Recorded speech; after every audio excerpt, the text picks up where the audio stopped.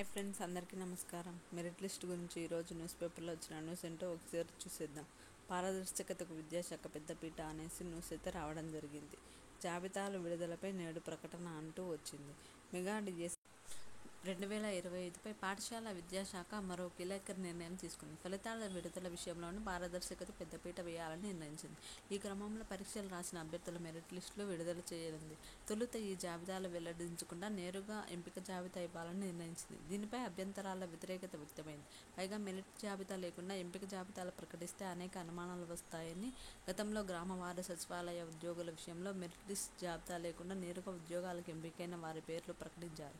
అప్పట్లో ఈ విధానంపై విమర్శలు వచ్చాయి.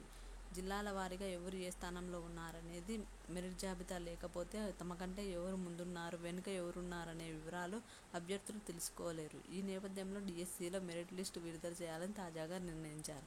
అయితే ఈ జాబితా ఎప్పుడు ఇస్తారనేది ఈ న్యూస్లో చూద్దాం.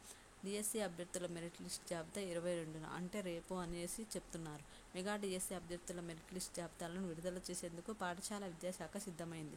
ఈ నెల 22న అంటే శుక్రవారం మెరిట్ లిస్ట్ జాబితాను విడుదల చేయాలని భావిస్తుంది.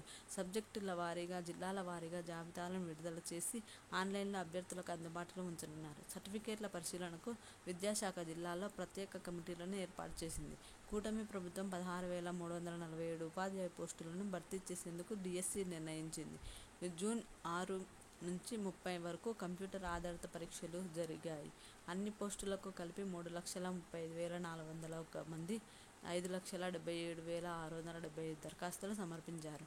ఉపాధ్యాయ అర్హత పరీక్ష టెట్ మార్కుల సవరణకు గురువారం మధ్యాహ్నం వరకు అంటే ఈరోజు మధ్యాహ్నం వరకు సమయం అయితే ఇచ్చారు. ఇదండి ఇవాల్టి update. Please like and subscribe my channel. Thanks for watching.